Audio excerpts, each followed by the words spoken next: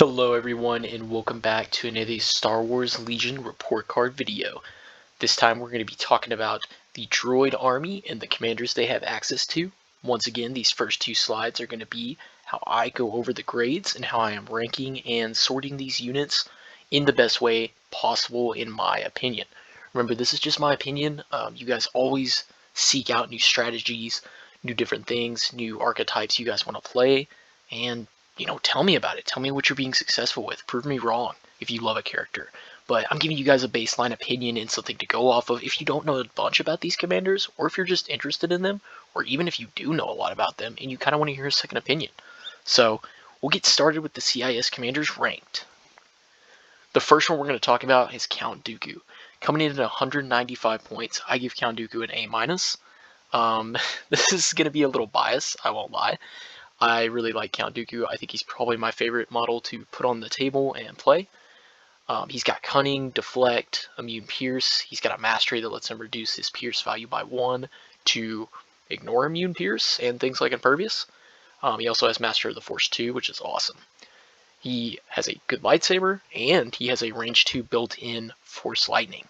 So, 6 health, Courage 3, and Surging to Crit.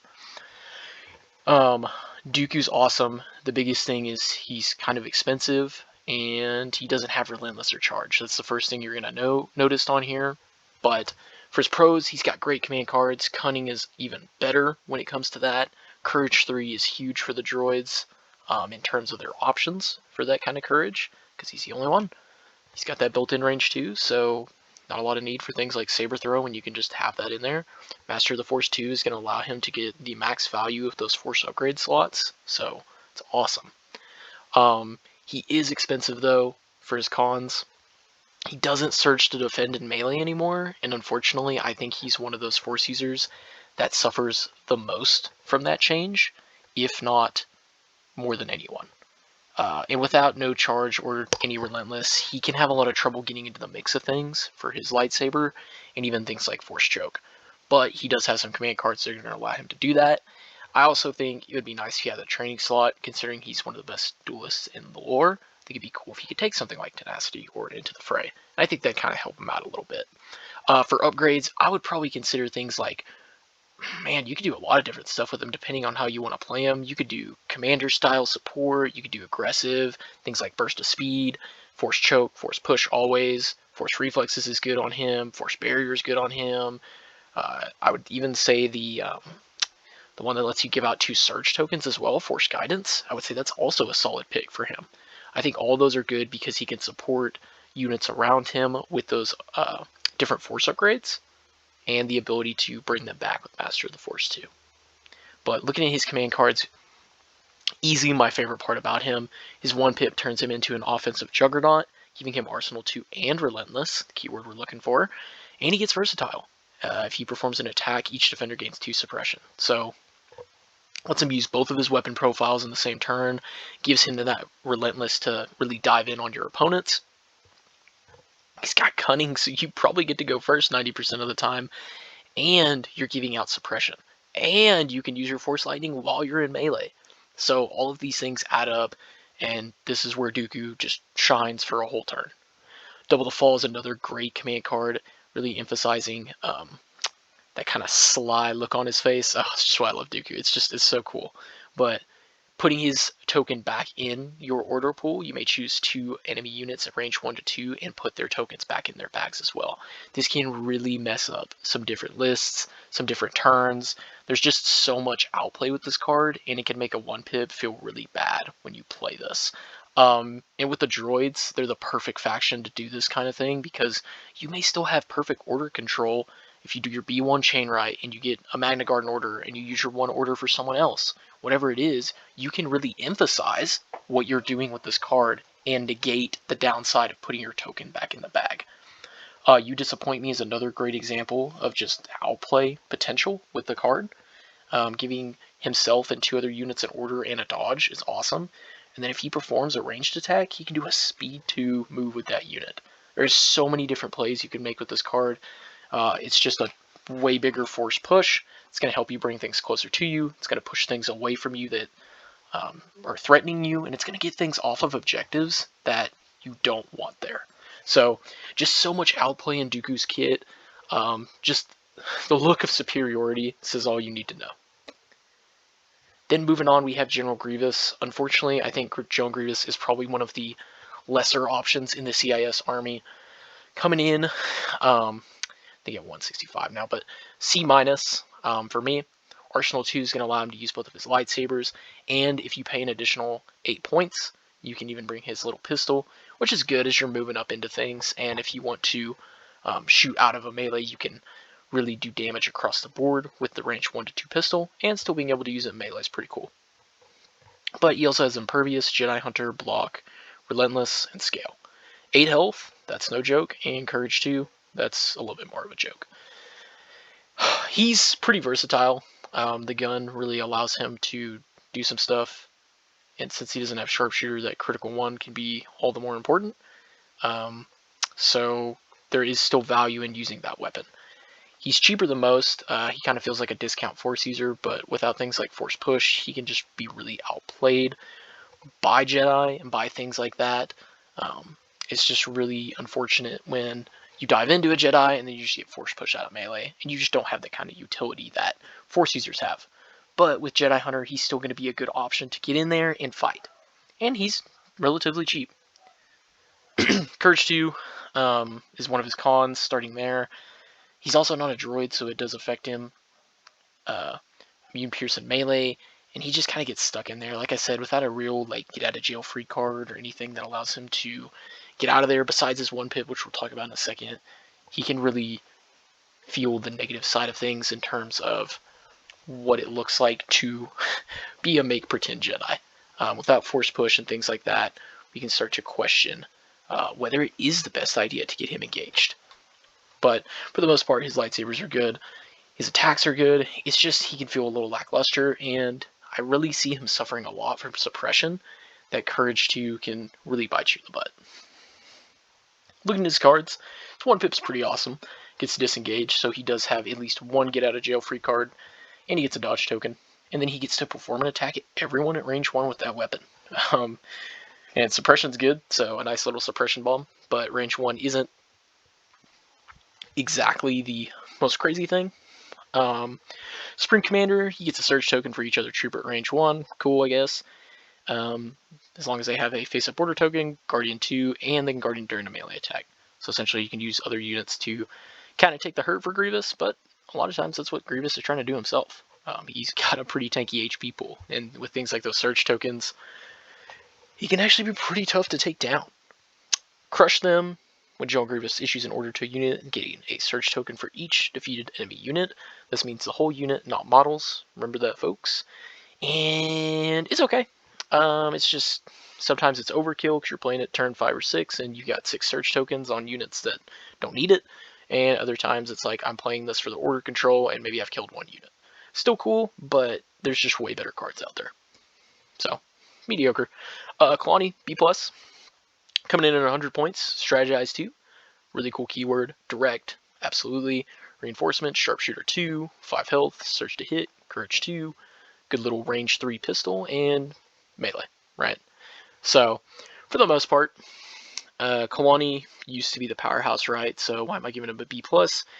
He needs a friend, right? Like, he doesn't have as much of a purpose by himself as he does having something to support. So when you're running double ion spider droids, he looks awesome.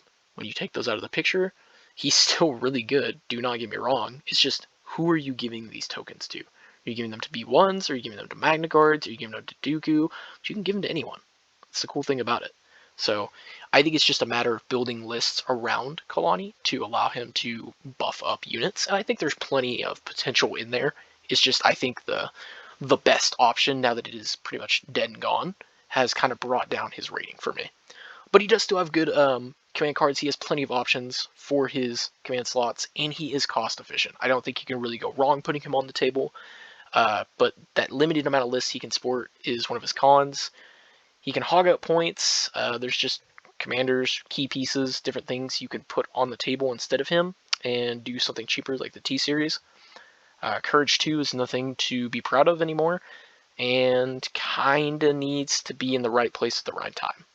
If you're not range 1 of 2 units that are going to benefit from those aims and dodges a lot, then what are you really getting out of them, right? So that's Kalani. Looking at him, we can see his command cards after we talk about the other ones. But one thing I'm going to do is talk about Grievous's upgrades. Some good stuff for Grievous to run as his upgrades, some recommendations for me, is I would always take his pistol. You don't always have to do it, I just think it's a good option for 8 points. Things like Tenacity into the Fray are really good on him since he doesn't have any surges. Aggressive Tactics is always good in the droid army, never doubt that. And then you could maybe consider things like Inspiring Presence, since he himself kind of needs to get that off. In terms of Kalani, Aggressive Tactics, once again, Inspiring Presence, believe it or not, it's going to be kind of necessary on droids. Not HQ uplink, Comms Relay, for when he plays cards that go to himself, he can bounce them off and give even more orders out to other people because he doesn't actually suffer from not having an order. And then I think he's fine on the gear slot. Don't think he really needs that. Kraken, another one of the alternatives to the Supertech droids. Just strategize 1, but he does have charge. Override 2, Sharpshooter 2, 5 health, 2 courage, surge to crit, and a range 3 Pierce 1 gun. And then look at that little melee. It's pretty solid. 4 red, lethal 1. That's no joke. He's a good support. He can hold his own. Sharpshooter 2 is awesome. Great melee and override. For me, I think the reason why I put Kraken where he's at as well is, yes, he's awesome. He's really cool. He can really help you negate the whole negativity of the droid army, which is AI attack or AI actions. And so having a model that can just deny that kind of repercussion at range 2 is amazing. The only problem is, once again, I'm just going to say it, suppression, suppression, suppression, and he is taking suppression to do that. And so I'm not saying you can't find success with him or anything like that. I just think that in certain lists, like let's say you're running 6 B2s and you've got Kraken up the middle to maybe save a couple points on all of them having T-Series, like he's going to build up that suppression quickly. And then you're going to need him to, maybe take a pot shot or maybe do the strategize 1 or maybe move up to keep up with these units that need to be overridden.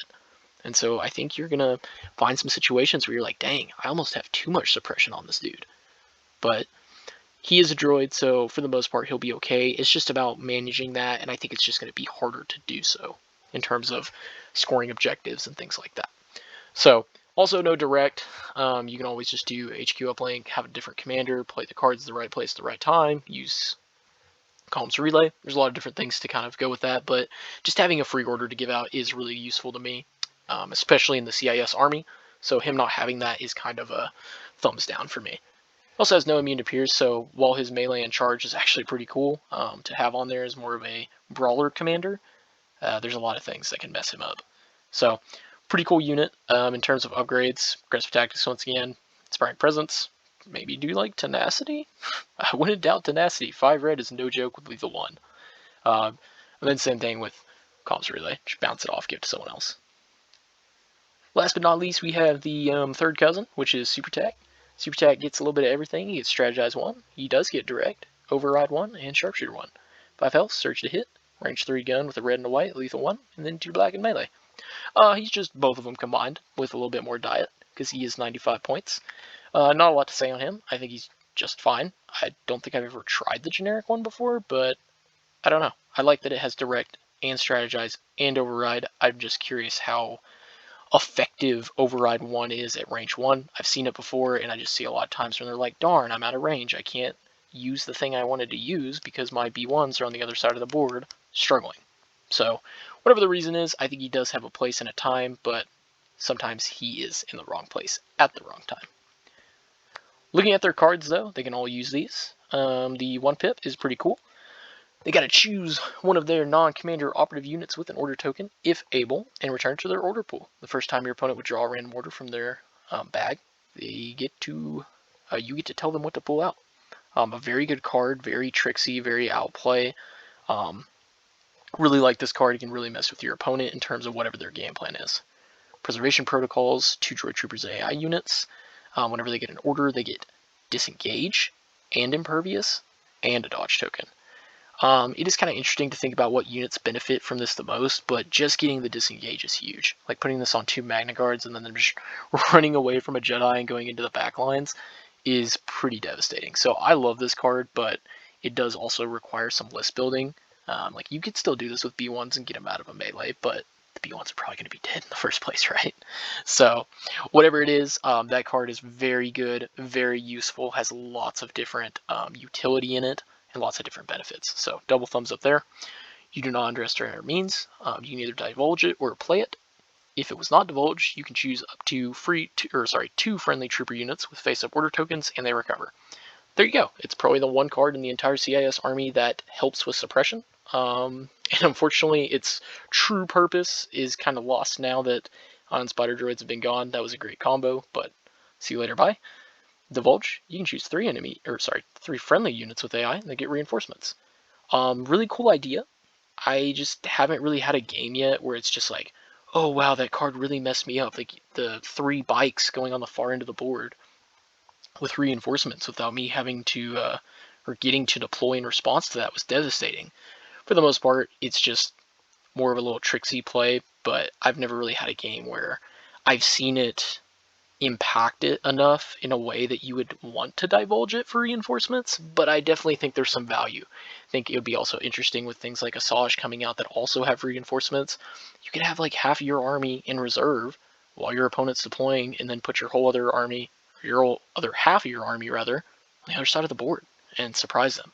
So I do think this card has potential. It's interesting right now in terms of how much value it actually brings for just getting rid of it to do that. TSeries, bland and beautiful. Okay, B-, bolster 2, actually not bad at all. Direct droid trooper unit. Make sure that you understand that it is only core troopers, and that it has to be range 1 to 2. Sharpshooter 1, 4 health, courage 2, red, white, white. I really like this guy. If you are looking to run any of those more expensive commanders like Dooku, he's just a great choice. He's a cheap way to avoid having to pay for HQ uplink, but man, is he easy to kill. You have to be extremely careful with him. A lot of times you're not going to be doing things like bolster because that's going to put you next to your gun line, which means that your opponent's probably going to be able to shoot you, which is not good. Okay, you also only get courage 2, so if he's your only commander, he can die quickly, stuff like that. Your whole army becomes courage 1, or not having a commander to utilize their courage for, whatever, can be really bad. Also, bounty target number 1 right here, like, I get a little smile on my face when I see him across the board and I've got Boba Fett. But I still think he's really good because of the direct keyword not needing line of sight. You can hide him behind some line of sight blocker the whole game, allow him to do the B1 chain, and he can be your back objective scorer or whatever. I just don't think you can really go wrong with him either. If you put him in your list to fill the commander slot, awesome. If you put him in the list to use direct and get all your B1s orders and maybe some B2s, awesome. If you use him to try to bolster up your gun line and don't really care if he dies because he's kind of a cheaper activation, great. Whatever it is, I think he has a purpose. But should be careful when you're playing him because, man, he can die quick. Summary for the CIS army. Honestly, I love the droids a lot. It's just, I feel like they don't have as many options. I know they don't have as many options, but I just feel limited because I think that they have the best list building in terms of having room for commanders, having room to put heroes in their lists because of how cheap things like B1s are. So I feel limited by my choices at times. Like, I'm just never really like, ooh, I can't wait to play Dooku and Grievous. Sure, you could try it, but for the most part, it's just kind of like asking myself, what do I want to play this week, and picking one of those commanders. And unfortunately, 3 of those commanders are pretty much the same thing, and then the T-Series really doesn't do anything special, right? So you've got Grievous, Dooku. But thankfully, there are things like Asajj, Maul, things coming out that are looking up for the droids. So I just hope we see another commander in the future to kind of add to this, especially for that Courage 3. That's my biggest thing with these commanders as well, is like Grievous suffers from suppression, and in turn his whole army kind of suffers as well in terms of the repercussions. The droid faction does not have a lot of ways to get suppression off besides that one card I was talking about earlier. And I think, yes, they are the last faction that suffer immediately from something like suppression, but they also probably have the fewest built-in options for taking off suppression. So you may see them actually panicking more than any other faction, just because they don't have those kind of utilities. So it kind of feels like things like Dooku are going to be a little bit more of a staple, and why I have him up there higher in terms of his ranking, because he allows the droids to not just avoid that panicking conversation we're having, but also really benefit from being more of an anti-suppression list, because your B1s aren't going to care if they have 5 suppression. They need 6 to not score, and you can do both your actions. So it's kind of my ideas, but for the most part, there's not a ton going on in the CIS faction for commander choices. If you guys like someone, you should play them, because guess what? The rest of your list is going to be pretty simple. You dump those 6 B1s in there, and you should be good to go, brother. So whatever you decide to play, if you like Grievous, try them out. If you like Dooku, try them out. If you want to try all 3 TSeries, or Supertechs, I mean, go for it. They're all awesome, all do different stuff in slightly different ways, and add for some variety. So, love the droids. Commanders are pretty decent. Nothing wrong here. I'm very interested to see what this faction looks like competitively as we move along. Dooku and Magna Guard seem to be pretty much their only true competitive list for a while there, so I am interested to see how they progress and how CIS players adapt with the commander options they do have. But as always, you guys have a great time. Legion signing out.